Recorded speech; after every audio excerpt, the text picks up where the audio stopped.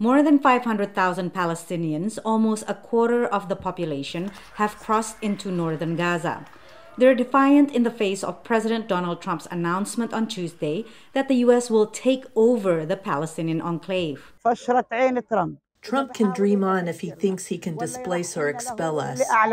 On Tuesday, Trump was asked if he would send American troops to seize Gaza. As far as Gaza is concerned, we'll do what is necessary. If it's necessary, we'll do that. We're going to take over that piece. White House Press Secretary Caroline Leavitt clarified his remarks Wednesday. That does not mean boots on the ground in Gaza. It does not mean American taxpayers will be funding this effort. It means Donald Trump, who is the best deal maker on the planet, is going to strike a deal with our partners in the region. But partners in the region condemn the idea, including Jordan and Egypt, the two neighboring countries Trump is pushing to accept Palestinians. Jordan's King Abdullah met Palestinian President Mahmoud Abbas in Amman Wednesday, the same day that top Palestinian officials met Egypt's foreign minister in Cairo. They stressed the need for a two-state solution. So did United Nations Secretary General Antonio Guterres. It is vital to stay true to the bedrock of international law. It is essential to avoid any form of ethnic cleansing.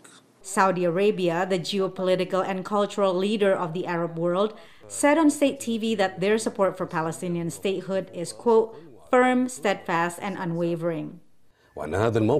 This firm position is not subject to negotiation or outbidding. The statement contradicts Trump's claim on Tuesday that the Saudis are not demanding a Palestinian homeland.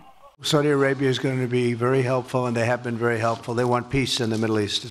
The Saudis had been negotiating with the Biden administration to recognize Israel in exchange for a security and energy pact.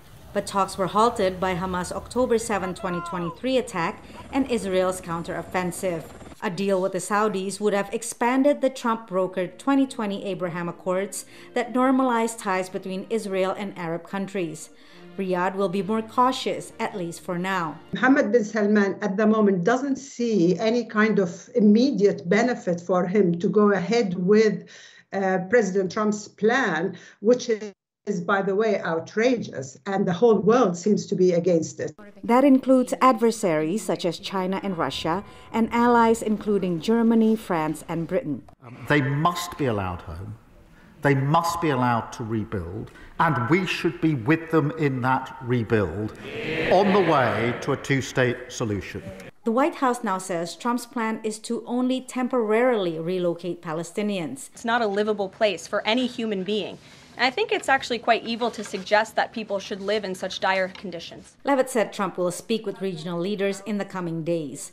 Meanwhile, demonstrators gathered in cities across the U.S. to protest Trump's early actions, including on Gaza. Patsy Kuswara, VOA News, Washington.